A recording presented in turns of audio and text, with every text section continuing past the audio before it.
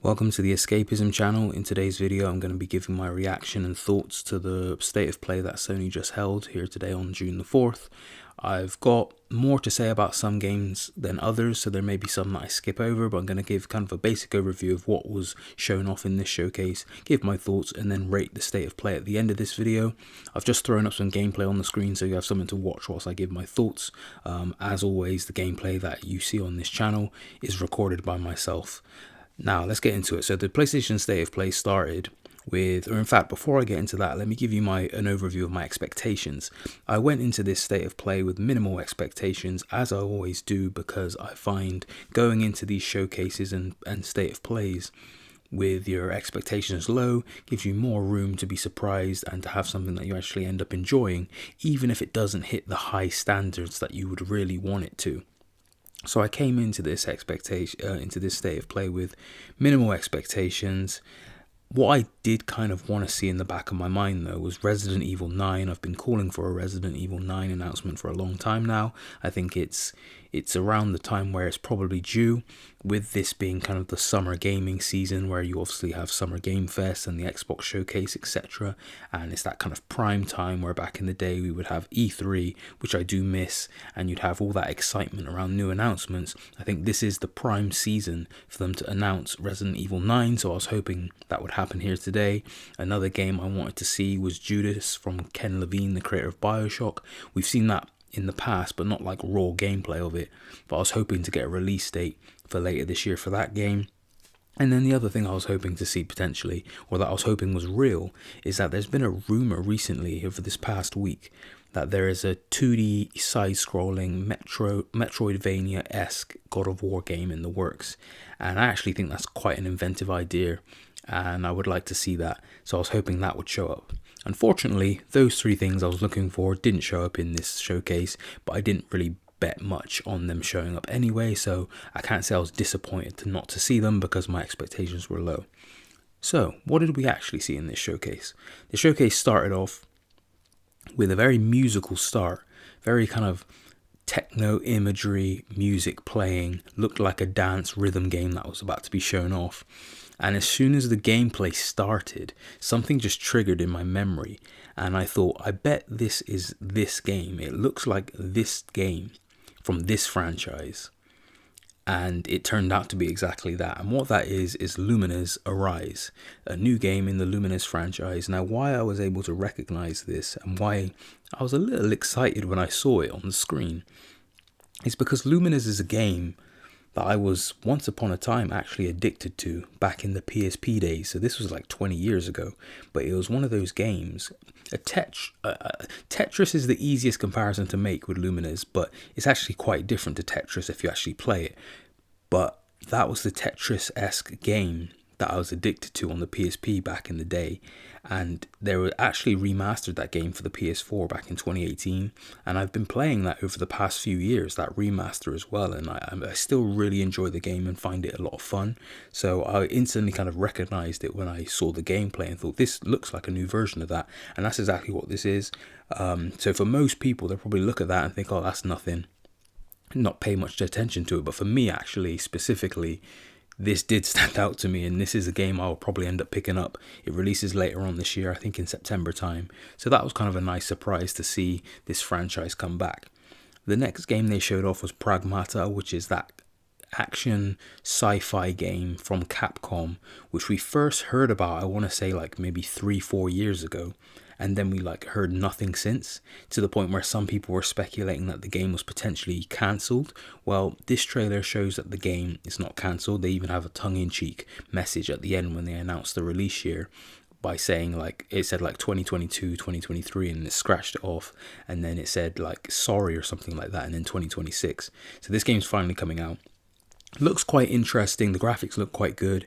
You're in space with this young girl, and there's sci-fi shenanigans going on. What stood out to me with the gameplay of this game is the gameplay, not in a very direct way, but in an indirect way, reminded me of Vanquish, which is another game that I like a lot. That's from Platinum Games, from the 360 era.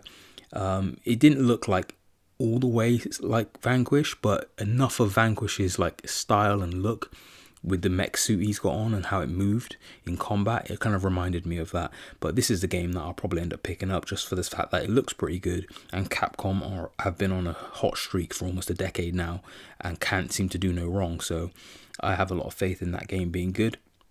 The next game that was showed off was a game called Romeo is a Dead Man, which this game looks like an anime video game, you know, almost like an adaptation of an anime show. The concept and the story of it seems very anime-like in a good way. The graphics look good, and then the gameplay looked really fun and kind of invigorating. And what it really reminded me of is this game looks like the perfect example of that PS3 360 era action game that I've been calling for to return. You know, I really miss that era from the 360 and the PS3 where we'd get a lot of third-person action games, a lot of AA games, a lot of 7 out of 10 games that were still enjoyable and fun, that had cool gameplay, cool visuals, cool little story, you know, had an eccentric personality to it. This looked like that, and it reminded me of like something like Lollipop Chainsaw, but just better. So that's a game that I've got my eye on. It also reminded me of Space Dandy.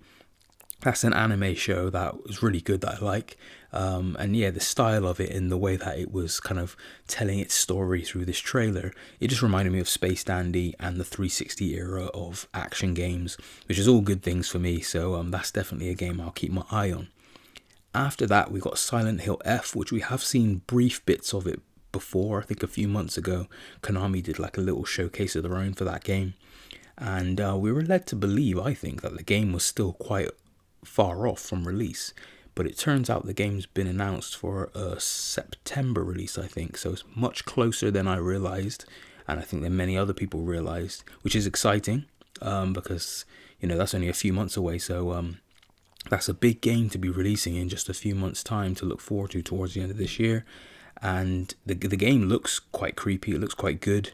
It looks creepy and disturbing in ways that you expect from the Silent Hill franchise. And I like the rural setting and the creature design. And I think the rural Japanese setting has always got this unsettling quality to me when shown through the lens of horror, whether it be through a video game or through a film. So I think it's very appropriate for a Silent Hill film. The creature design, like I said, I think is quite inventive. They look mannequin-esque, kind of reminds me of The Evil Within, but then they've got like other kind of creature designs. The only concern I have with the gameplay showed off in this trailer is the combat looks a little stiff. It looks a little stiff, a little janky. Hopefully that's just a case of that the game's not finished yet and they can kind of smooth that out a bit by the time the game gets released. Now I'm going to blitz through some of these other announcements because they don't mean as much to me, but a new Bloodstained game was announced. And at first I thought it was Castlevania, but no, it's Bloodstained, which is a game, an indie game that was made in the image of Castlevania and heavily inspired by Castlevania, so it makes sense why I thought it was Castlevania. I haven't actually played any of those games, but I've heard they're very good. But there's a new one of that, and that looks pretty good. They showed off a trailer for a new Digimon game called Digimon Story Time Stranger. I haven't really got much of an interest in that, although I did love Digimon when I was a kid. Final Fantasy Tactics, the Ivalice Chronicles, they've announced a remaster of that, which is like a 2D tactics game, which looked kind of cool, to be honest, and probably something I would check out, not necessarily day one, but within time.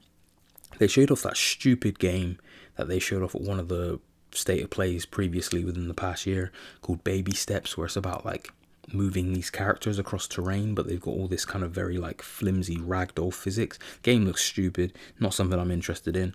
Hirogami is another game they showed off. Everybody's Golf Hot Shots, and then Ninja Gaiden Ragebound, which is a game I'm interested in. I don't know if that had a release date beforehand, but they have said in this trailer it said the end of July, so that's another game that's coming pretty soon, and that's from the creators of Blasphemous, which is a game I like and still need to actually beat, but a game I do like. So this Ninja Gaiden game will definitely be on my radar. And of course Ninja Gaiden 4 is coming out later this year as well. There's this mountain climbing game called Cairn, which looked like one of those indie games that could end up being like a sleeper hit. Looked like a kind of calming game, but like with some kind of good physics and gameplay in terms of scaling a mountain. So I'll probably keep my eye on that one. This next announcement means a lot to me. They announced the people who did the recent Teenage Mutant Ninja Turtles collection and I can't remember what other collection they did recently, but they just announced the Mortal Kombat Legacy Collection, which is at least packaging Mortal Kombat 1 to 4, and I think maybe one of the other games into a collection with all these added extras. That's a day one purchase for me. I was raised on Mortal Kombat. That is the fighting game franchise that I claim, although I grew up playing Tekken a lot as well. Mortal Kombat is the one that I kind of claim as mine. You know, that is the fighting franchise that I love the most. We've been through the ringer a bit, Mortal Kombat fans. You know, Mortal Kombat 1 kind of failed us. It didn't live up to what it could have been.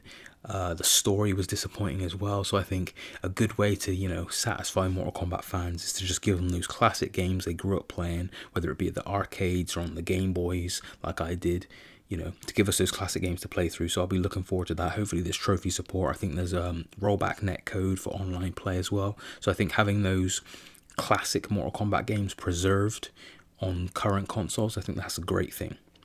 Next, they showed off Metal Gear Solid 3 Delta, the remake. This game's out in August. I think that's a game I'll end up playing at some point this year, whether it be day one or later on within the year. Looks great, of course. The end of the trailer looked like it was showing off multiplayer, but it didn't confirm that. It'd be very interesting if it did have some sort of multiplayer with it, but the game and the production values of that look very good. Next off, they showed off a game that looked like what we've seen a lot of lately, which is samurai focus, you know, feudal Japan setting, demonic creatures, Souls-like gameplay. And you know what? There was a point in time, even just a couple years ago, where I'd go crazy for all of that, no matter what it was. If it was a new game that looked like that, yeah, I'm focused on it. But I gotta say, nowadays, and it pains me to say it, as much as I love Souls games, Souls-likes, and that gameplay design, nowadays I am getting very tired of it, especially if it's done through the lens of feudal Japan or ancient Japan with demonic Japanese creatures. I'm getting tired of it because it's been overdone, it's oversaturated. And this game gave me that feeling when I was looking at it, and it turned out to be Neo 3. Now, I've not actually played any of the Neo games myself. I've heard great things about them, and I know they're considered in the upper echelon of that type of game alongside the From Software games, maybe just the tier down. But like I said, I'm kind of burned out from that style of game, and the only game that's coming out in that style in the next couple of years that I'm interested in is Phantom Blade Zero, and I think that actually looks like it's doing something different with that formula in terms of its animations and its combat. Anything else I don't think I've got the tolerance for. So although Neo 3 looked quite good, I can't say I'm going to be picking that up and playing it. But I think they said that they've just released the demo today, so maybe I'll try the demo anyway and see what I think of it. They released this multiplayer-esque trailer for this game called Tides of Tomorrow, which is, it said a multiplayer story, so I'm assuming it's a multiplayer game just with a connected story mode within it. It didn't really specify the details on that to make that clear, but this game had a very vibrant color palette, very vibrant visuals, looked like a game that was quite different in its approach and what it was trying to do, which I can appreciate. But I think I need to know more and see more of the actual gameplay of that game before I can make a judgment on what it really is and whether it's something for me. After that, they showed a game called Sea and Remnants, which is a pirate game, cartoony art style, looked kind of like Sea of Thieves, appeared to be in third person. I think that was a multiplayer game as well. It didn't make it clear, but the way the trailer ended with like these companions helping the main character in the trailer, it made it look like it was trying to convey that it was a multiplayer title. I'm not too sure. The ship combat looked kind of fun in the game, and although it didn't look like anything groundbreaking, I do like pirates, and I do like pirate games, and I don't think we get enough of them. So I'm happy this is there as an option, and hopefully it turns out to be good. That's all I can say about that. There was another game that I showed off with this character basically surfing on sand dunes with a sword. That game is called Sword of the Sea, and that is developed from the creator of Abzu and Journey. It actually looked like a sequel to Journey at first. And that game looked quite good as an indie game. That looked like the type of game that I'd be interested in checking out.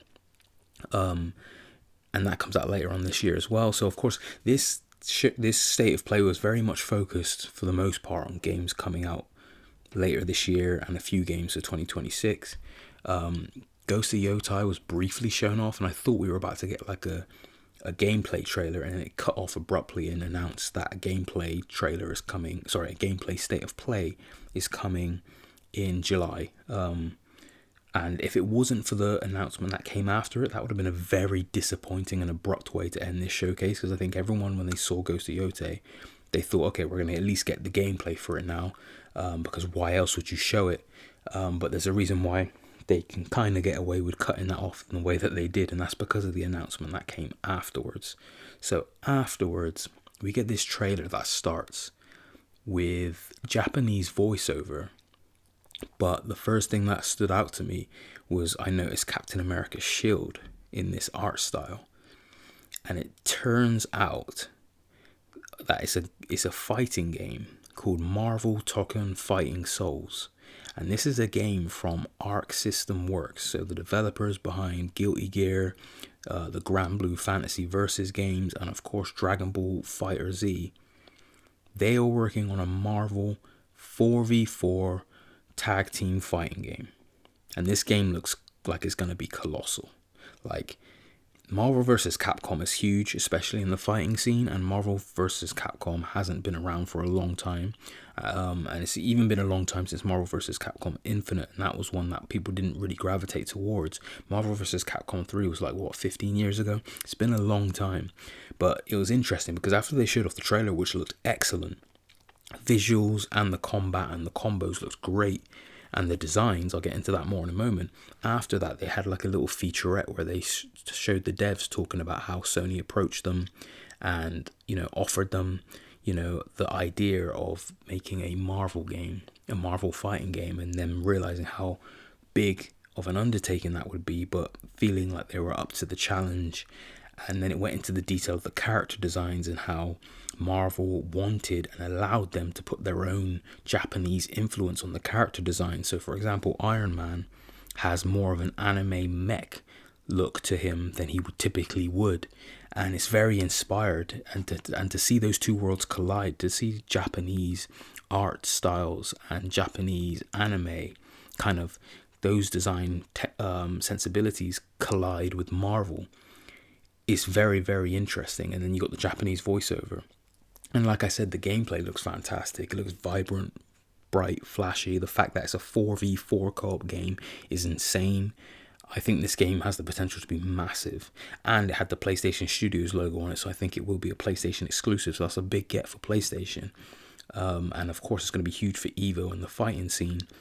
And yeah, they made the Dragon Ball Fighters game and Guilty Gear, and I think if you're familiar with Dragon Ball Fighters and how well that replicated the animation style of the Dragon Ball Z anime, that kind of aesthetic is being kind of redone, but for Marvel characters and through these unique designs with the Marvel characters, and that's how that 2D kind of fighting gameplay looks. But I think this game's going to be huge. But that's how they ended the showcase, and they definitely ended it on a big high note, and such a big high note that it would almost make you forget that the rest of the showcase wasn't anything too special.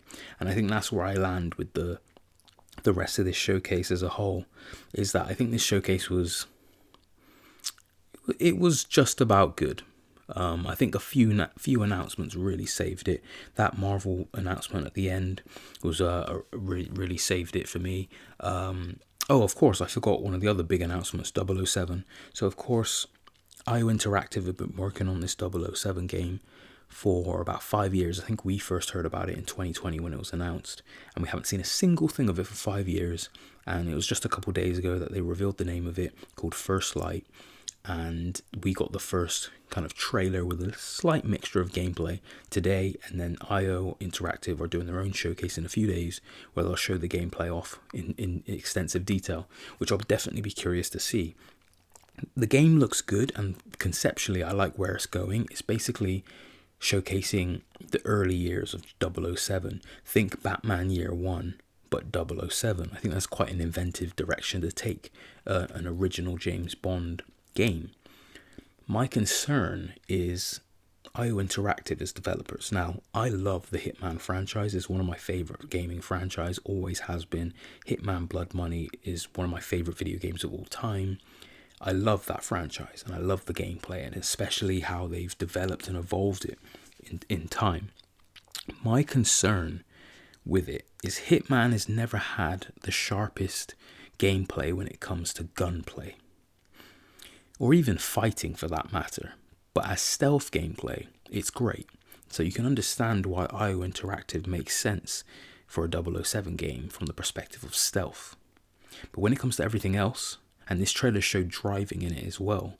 So when it comes to driving, shooting, and even kind of maybe hand-to-hand combat and fighting, that's where my concerns lie with this game, and I'll be intrigued to see extended gameplay and how it looks, because the shooting mechanics in Hitman games, I'm talking about the most recent ones, the World of Assassination trilogy, is serviceable but works well enough for the framework of the type of game that is, which is heavily stealth focused. You're not really supposed to be running and gunning, so it works. You know, it might be stiff, it might be a bit off, but it works for that type of game. This 007 game, from the looks of it, is not going to be that, because from the nature of 007, he will be shooting a lot, the gunplay will be there a lot, the fighting will be there a lot. So I think they really have to do a lot to upgrade their gameplay and animations to make it flow better, to make this really work. And the gameplay you see in the trailer doesn't give you enough to really gauge whether it is going to evolve from how Hitman was, or if it's going to be very similar. The stealth side of it looks very similar to Hitman, and I'm fine with that. But how the gunplay and the fighting mechanics work, I think that's going to be the big sticking point for that game, and on whether it's going to really look like something great, or if it's going to look like something that's good, but that has a few flaws within the gameplay. But I'm intrigued to see more, because I do think reinvigorating the James Bond franchise in video games in this manner was the right approach. It's just whether they can pull it off. So yeah, I think the 007 reveal, that Marvel reveal, Pragmata, for me personally, Luminous, and the gameplay reveal of Silent Hill F, I think those were the main things that stood out to me, the main things that made this showcase good, and of course the Legacy collection of Mortal Kombat. But as for the rest, you know, wasn't bad things that they showed off, but I just don't think it was anything too special. If this was a state of play that happened, you know, earlier on this year, earlier on in spring, maybe it would get a slightly higher rating or feel slightly better than it is. But because we are in that peak season of where games get announced, and you know, a lot of heavy announcements are expected from fans, it didn't really hit the mark for that. So like I said, I had my expectations low, so I found it to be fine. I found it to be good. I would give this state of play 7 out of 10, a strong 7 out of 10, which I actually think is quite a good score. And I think some people will probably give it lower, but I will give it a strong 7 out of 10. But that's my thoughts on this state of play. Thank you for taking the time to listen. If you enjoyed this video, please hit the like button, and if you haven't subscribed, please subscribe for future videos. I've actually got a few videos coming up over the next few weeks on a few different games that I've been playing that I want to talk about, both new and old. And get in the comment section, let me know your thoughts. What did you think of this state of play? What would you rate out of 10? What were your favorite announcements? And I'll speak to you guys in the next video.